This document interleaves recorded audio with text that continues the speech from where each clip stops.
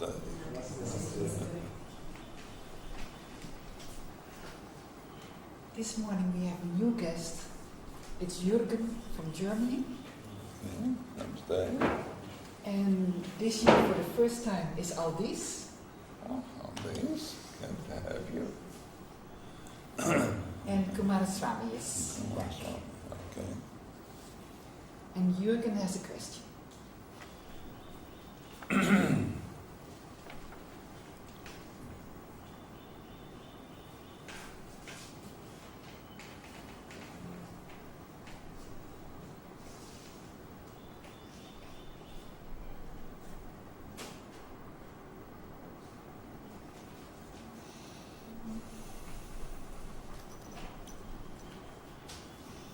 Okay, the question is what to do if the body obstructs meditation? A longing for that absolute silence to be prior to the body, but pain keeps calling me back.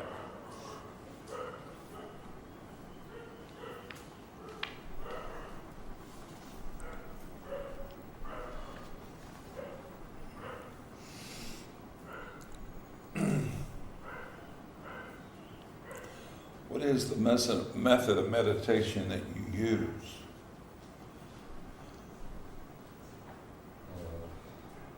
I would just try to relax the body and the mind and just watch thoughts, emotions, feelings, perceptions come and go without doing anything about them. Just let them come and go. And Sri Nisargadatta said that after some time the mind should become quiet, and that it's very necessary that the mind is quiet every day. So when thoughts were slowing down and perceptions were not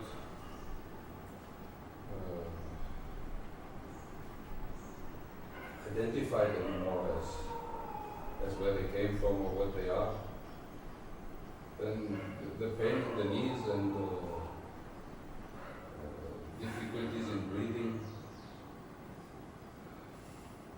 would just not allow any further relaxation.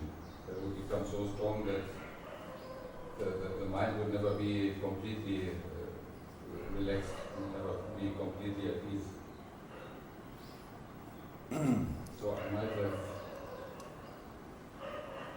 as the mind would not become quiet after many years of practicing this, I might have used a little bit of force.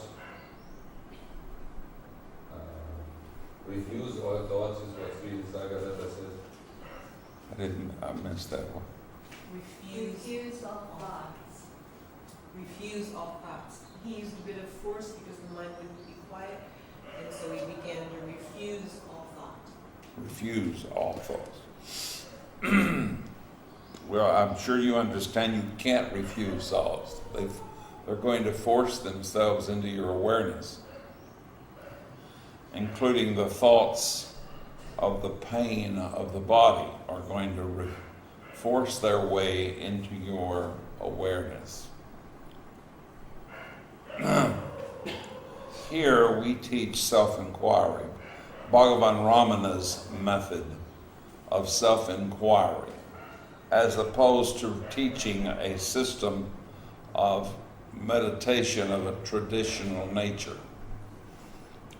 All methods of meditation are beneficial to those who practice the method, and it's the method that allows one to be in the stillness and silence of being that is the most effective for one, of course.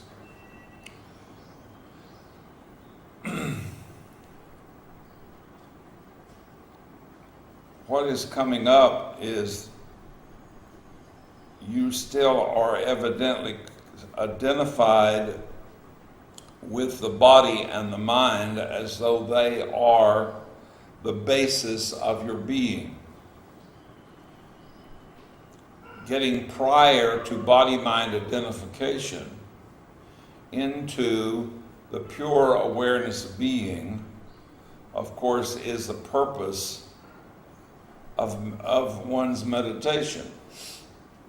I would suggest that you take a look at recognizing that first there is the identification with the body, which represents the meditation of a separate self-identity.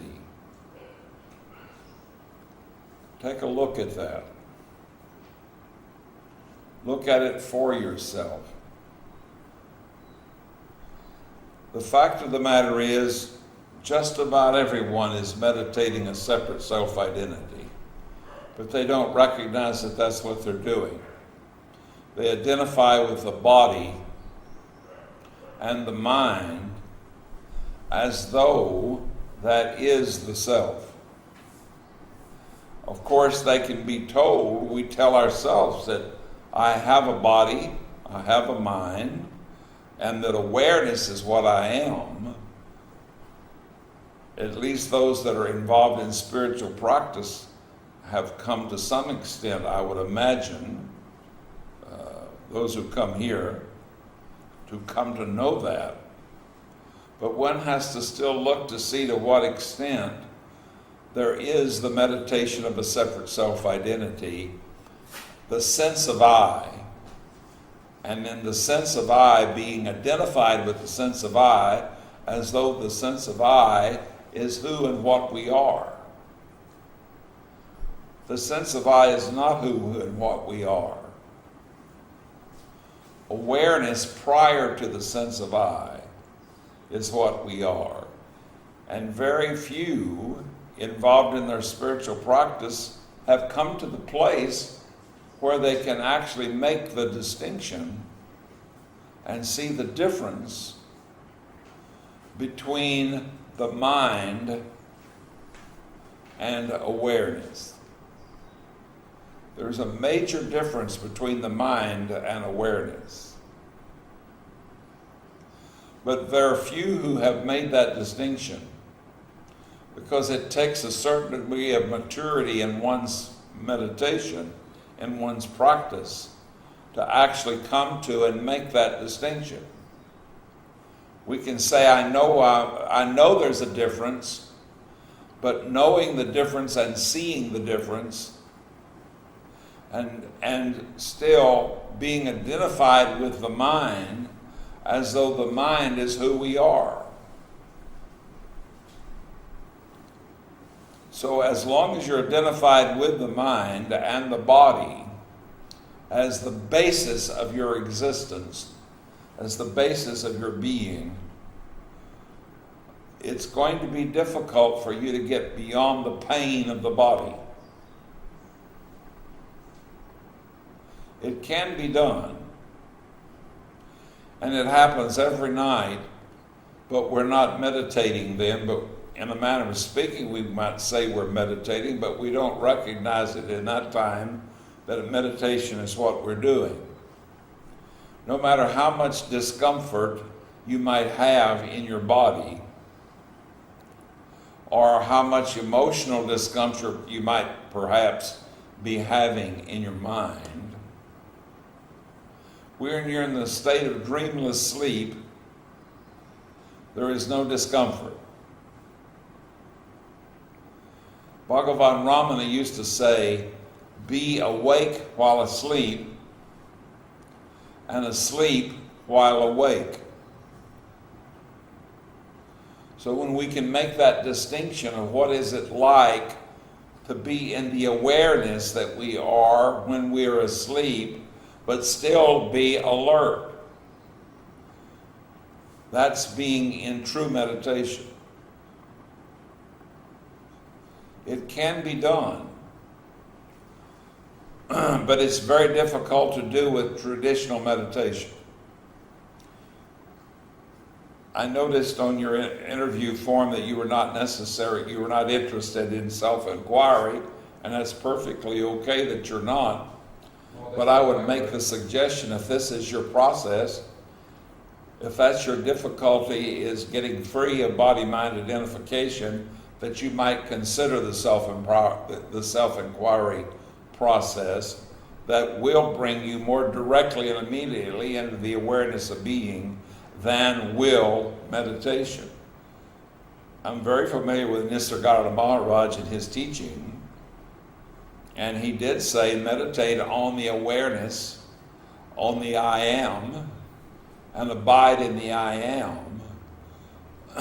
But again, if you're identified with the body, that's not easy to do. Identification with the intellect is the problem, rather. Seeing the mind and the thoughts come and go, that is not a problem. Even knowing that you're not the body is not a problem, but the intellect always continues to react. How to break that identification with the intellect? Well, that's the point. That's the very point, isn't it? Yes, the intellect is the sense of I itself. So how do you break free from the sense of I when you're identified with the sense of I as though the sense of I is the basis of being? Yes, that's very difficult. But if you use the inquiry and hold on to the sense of I and use the sense of I, you might say, to catapult you into the pure awareness of being, now you can put it to use. And rather than it being an obstruction, it can literally be an asset to bring you into the awareness that is prior to the sense of I, prior to the intellect. And it will do that if you use that as your method of inquiry as opposed to meditation.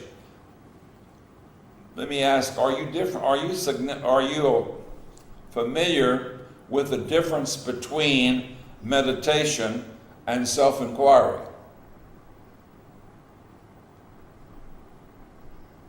I've never seen any meditation. If meditation is a method of doing something, then it is different from self-inquiry. I understood self-inquiry as being yourself, identifying with that changeless background of the mind, which is aware of everything happening. Well, with meditation is occurring in duality. With meditation, there's an I meditating on something other, on an I and other, too. I and whatever it is that you're using as your object of meditation. Whereas in inquiry, you're going prior to the mind. You're using the sense of I rather than to meditate on something else. You're using the sense of I to go into that which is prior to the sense of I. It's to withdraw attention from objective identifications, the objective flow of consciousness, back upstream, so to speak, back into the awareness that the I rises out of. By turning the witness towards the witness. And that would be the witness, yes. But the witness is witnessing the sense of I.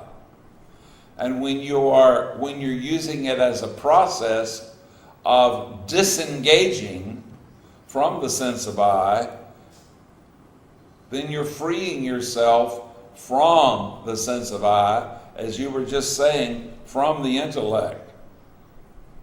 And that is an action that is, in my view, the only way it can be done. No other way will work.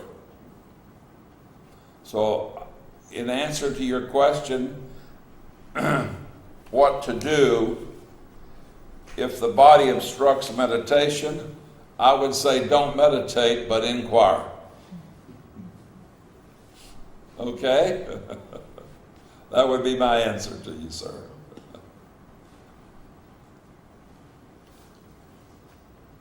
And the longing for that absolute silence to be prior to the body can occur if you no longer meditate but inquire and bring attention back into the pure awareness of being.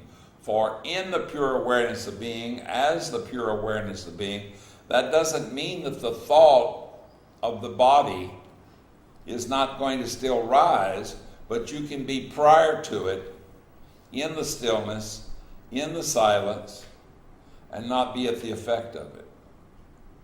And that can occur.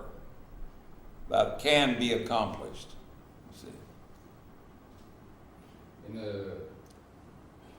In a period of very intensive self-inquiry, I was walking in the forest and suddenly there was an intense change in the mind that suddenly I was not a person in the world, but the world was in me.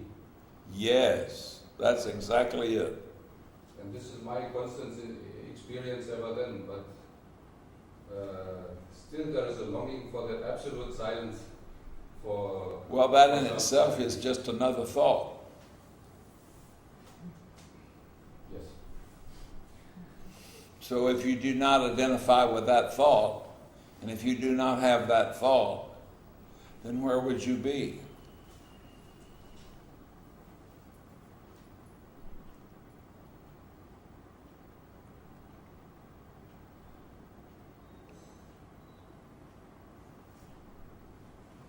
Yes. So again, my answer would be self-inquiry. Okay. All right, anyone else?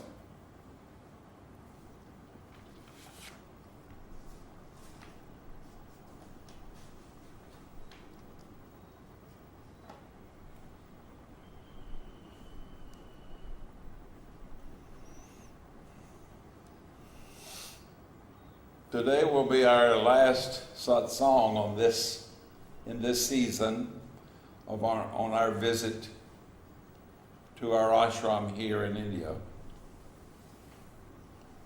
It's been nice to be here.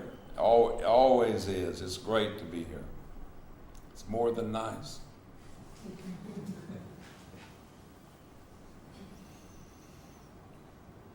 And it's been very enjoyable to have everyone here who has been attending. And we certainly, if you return next year, we invite you to return and visit with us and be with us here. We have sort of a tradition that on our last satsang day, that everyone who is attending is invited to have lunch with us. So all of you today are invited for lunch if you would care to stay.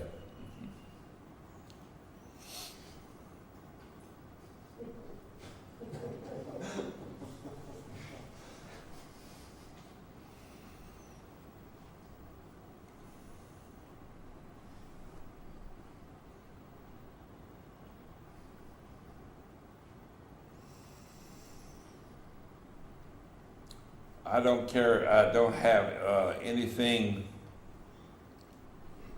that I have prepared. I don't make any preparations ever to speak. I don't have anything to say. I have nothing I care to say. I'd like to share.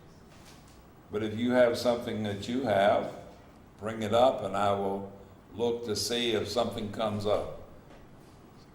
Since we met last time, there's an awareness of a shift in perception, like the way the world appears. I can't even define the words. Being here, I notice so much peace again. The last sharing was still struggling, and just like that. I'm happy to be here again. You're fading out on me. I'm fading out. Yeah, I'm not hearing you. Okay. My voice is fading. Okay. Yeah. So I guess I'm here to see what comes for you when you see me now. you know, like, what can I say? That's a thought again, but what can I say? I missed that last. What'd you say? I guess I'm here today to see what you see in me, with me now, since there is a change occurred since you last saw you. Well, what's more important than seeing is being. Look for yourself to see to what extent you're able to abide in the being. Yes, that can be seeing of what is occurring, seeing of what is happening in the sense of situations, experiences, etc. But be the seeing without an eye that sees. It's the being more than the seeing. Are you with me? Yes, I am. So it's in this being, in this quality of isness, your own actual existence. But the paradox when we use the phrase your own, in truth, there is no individual when you use the term your. It's collective. It's not individual. When we tune in with consciousness, awareness, recognize that awareness is more of the quality of universal. It's not of the quality of an I, me, my, or mine. When the quality of I, me, my, or mine is mixed in with awareness, this personalizing of awareness now becomes the meditation of a separate self-identity. And this meditation of a separate self-identity is itself the cause of all one's suffering. We do not ordinarily see that. But rather we try to bring about a quality of pleasant experience, a quality of that we like, and avoid that which we don't like, to make everything pleasant for this seeming self that we've come to identify with as though that's who and what we are. But that's really body-mind that we are identified with. And in this identification with body-mind as being who we think we are, that's the problem. But if we're able to let go of that configuration of body-mind identification, cease from this meditation of a separate self-identity, and just simply let go and be the pure awareness of being as the pure awareness of being, not as an individual, but as the awareness itself,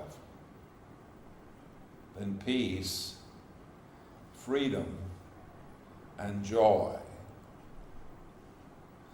is the state that we find is the truth of that which we are.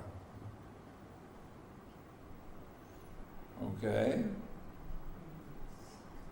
So are you saying that there is maybe a false, it's still a looking for something that's already there? Or like a misconception, what can I say? As long as there's any looking, Yeah. what is it we're looking for? The very act of looking or seeking or wanting or desiring presupposes our identification with a state of separateness.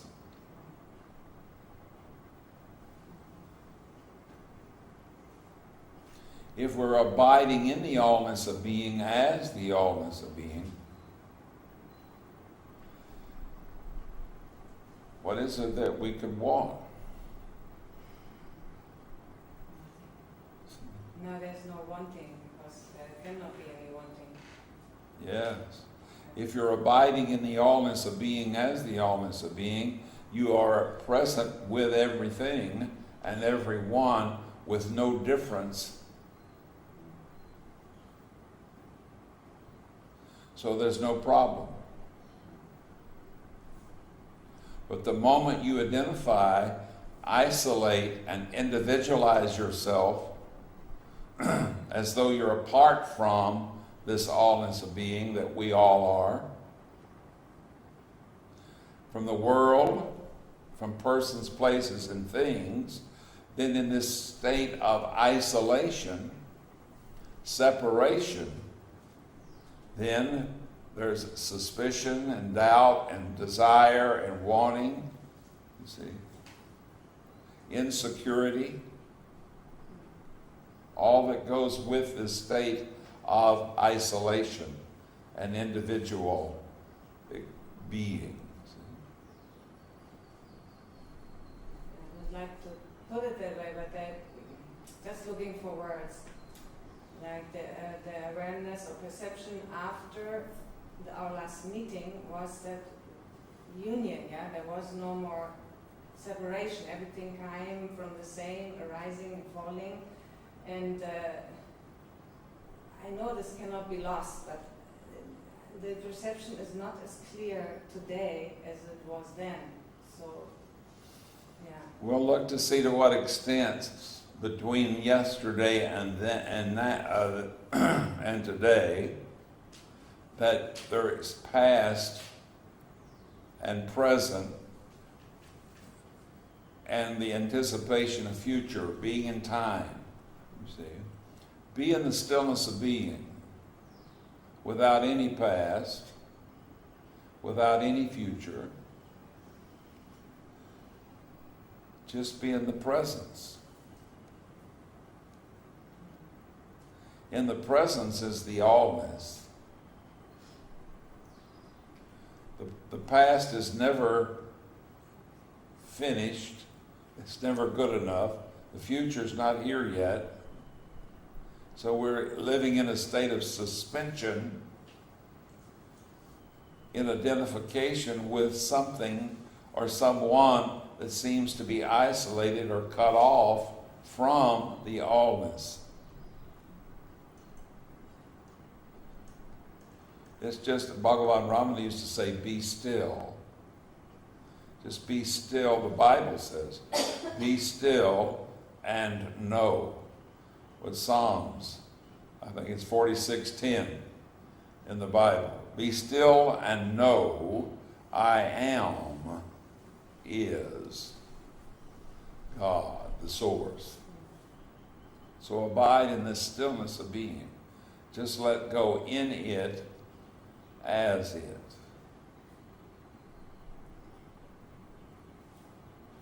And then there's nothing to do. That be still, when that is sinking, it is almost like I'm talking to myself and then it becomes a doing. Like again, when we share like that, I feel like when you say be still, yeah?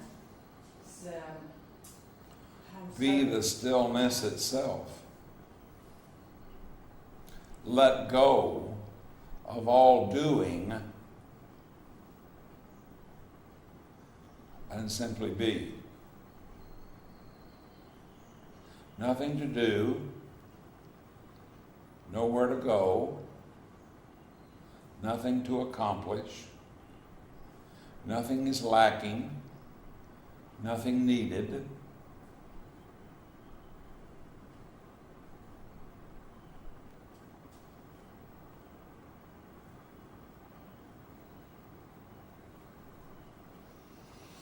Just release everything.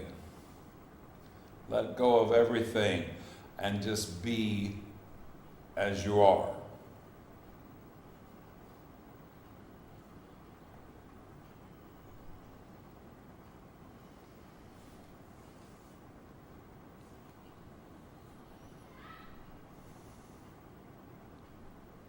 Spin it, drawing inside.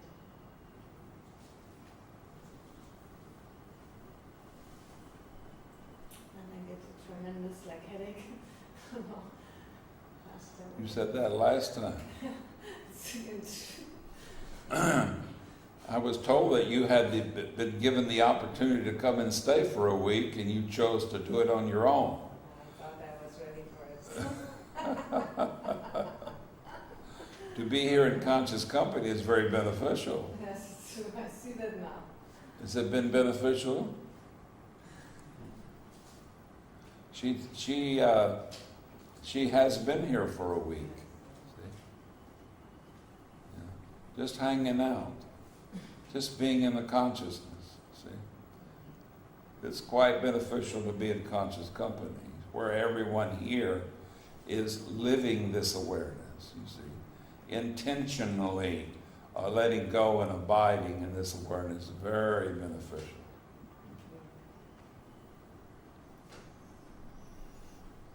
Okay?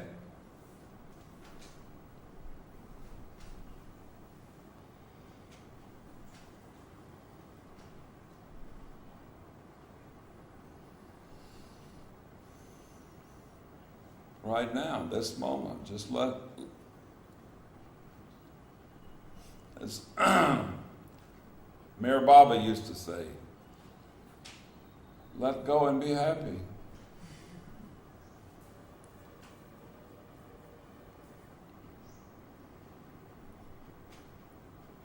Sometimes hard to take what comes for me. I'm sorry? And sometimes I notice how hard it is for me sometimes when something like that opportunity arises to really accept it, for whatever reason. Like you said with the week. Well, now listen to what you're saying, if you will. Listen to your own words. You made the statement that sometimes it's very hard, very difficult for me. Listen to your words. You see. Who is this me you're talking about? You see, in all due respect, this indicates you identify with your mind. And as long as you're identified with your mind and saying it's difficult for me, yes, it's difficult. Yes, that's your natural experience. See? But prior to this me, behind this me, completely free of this me, you always already are the pure being of the self, without any effort whatsoever. So it takes no effort to be that which you are. It's all this trying that is getting in the way.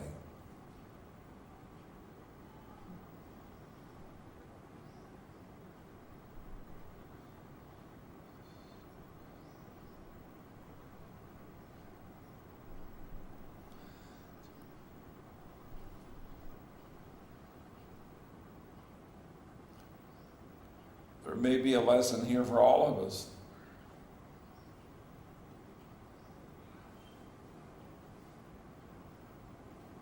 And the thought to have to do it alone. Well, see, thoughts themselves are disturbances in this pure prior awareness that is self is thoughtless.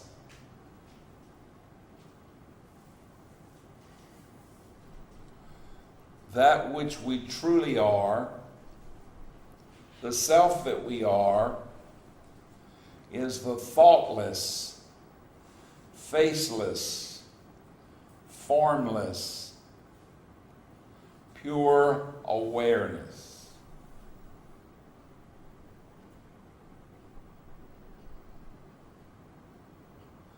It just is. Not this or that. It's isness itself in its purity. Nowhere to go, nothing to do. Nothing needed, nothing required. Just stop and be. Make no effort.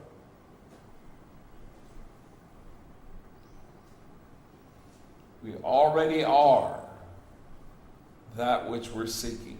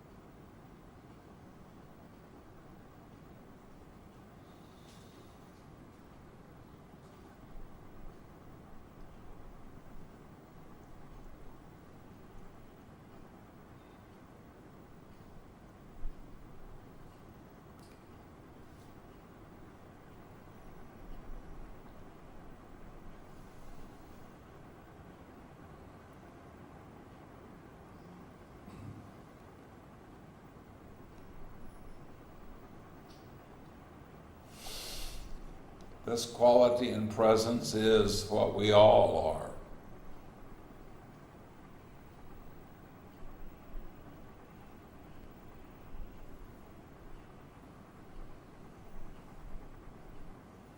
It takes no effort. In fact, any and all effort is a disturbance.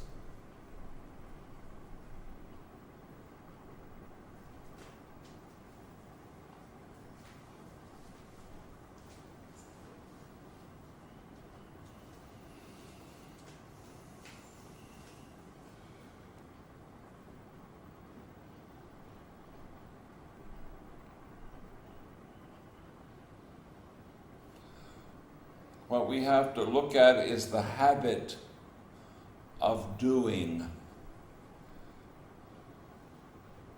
the habit of going and coming, body-mind identification.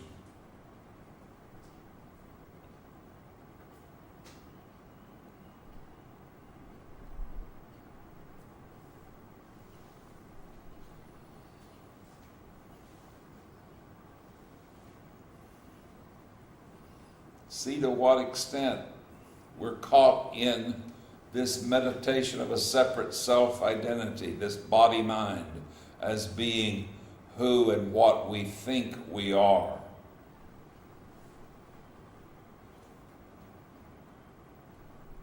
Just see it, that's all. We don't have to do anything. Once the seeing happens, just see it and drop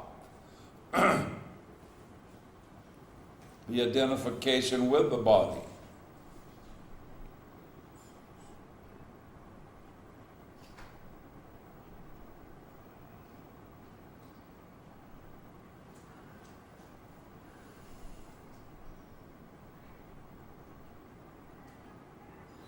Now that's a paradox, what I just said.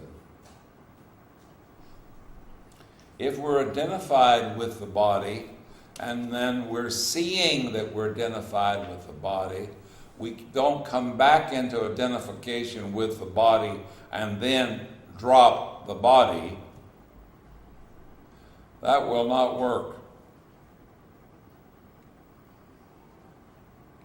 If we're identified with the body, and then we see that we're identified with the body, we have to stay in the seeing of the identification, in the recognition, the knowing that we're identified with the body, and from the awareness where we're seeing from, we drop.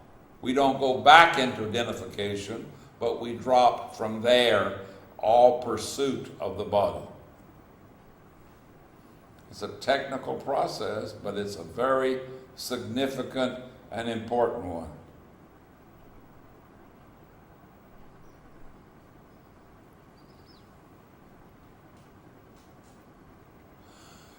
Another way of looking.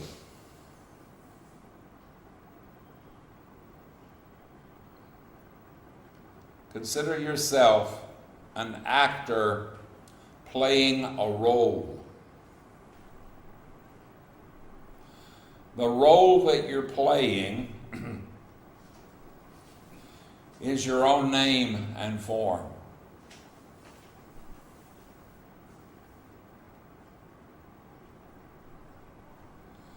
Who is it that is playing this role of your own name and form? Your own history. You are the actor playing the role of your own name and form.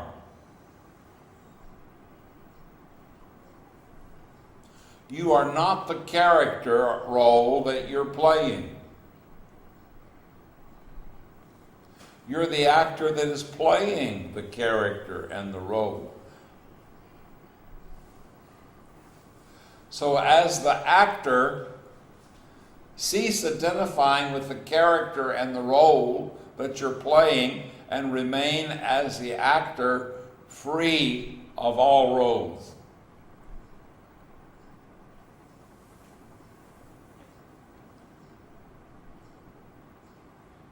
That's just a playful way to get in touch with it. Now, who is this actor that you are? That's the self. And this self was never born, and it will never die. And it doesn't matter what role it plays.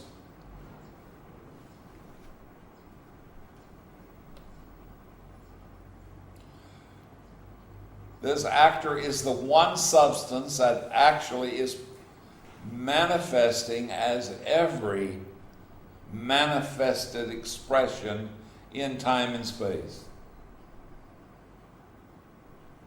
And once you get it, that you're the one substance and not the name and form that the substance is manifesting as, you are free of all names and forms.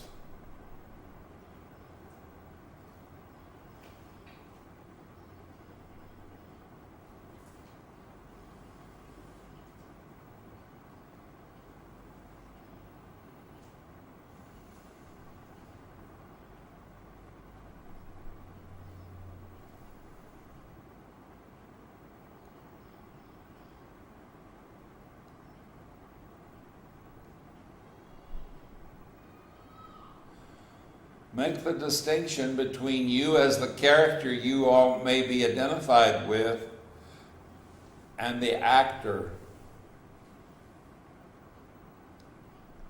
Only the actor can be free of the character role. If you're still identified with the character role, you cannot realize yourself as the actor.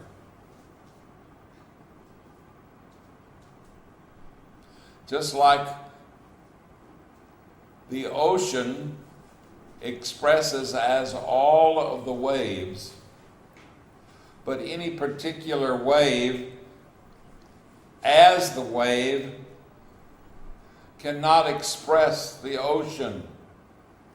The ocean can express the wave, but the wave cannot express the ocean. In exactly the same manner, the character that you're identified with in the role of your own identity as a seeming entity, as long as you're identified with this character role, you will not be able to know the pure being of the self that you really are. It's only as the pure being of the self that you are can you drop identification with the role that you think you're playing.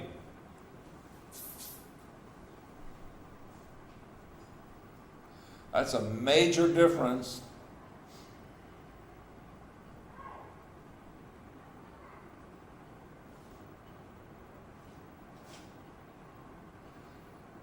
Don't sneeze at that. Let that be clear in your knowing.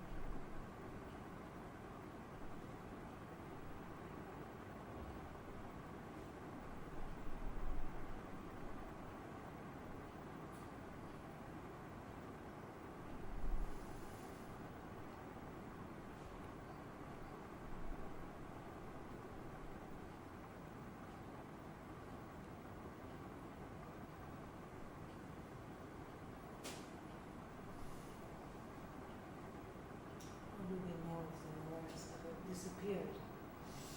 I'm sorry? How do we know, you said before, if the knower has already disappeared? The knower doesn't disappear. The knower is what you are.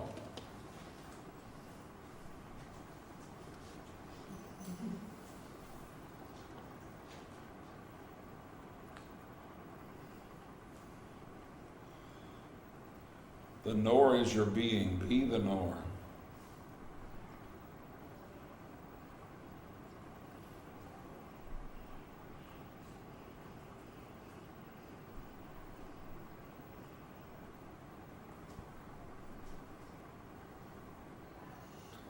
Be the knower without there being an eye that knows.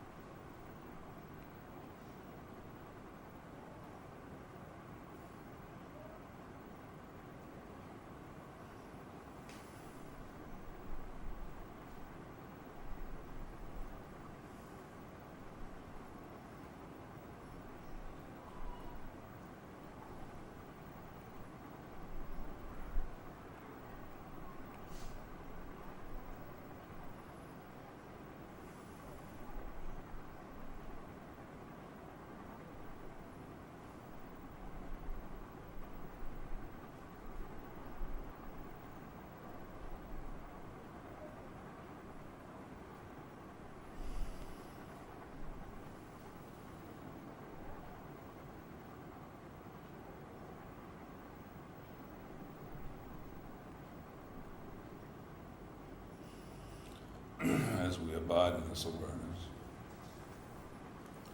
let's recognize this awareness to be faceless, formless, timeless, spaceless, faultless. Its nature is pure freedom, pure peace, and pure bliss, remaining in it evermore, and be happy. Namaste.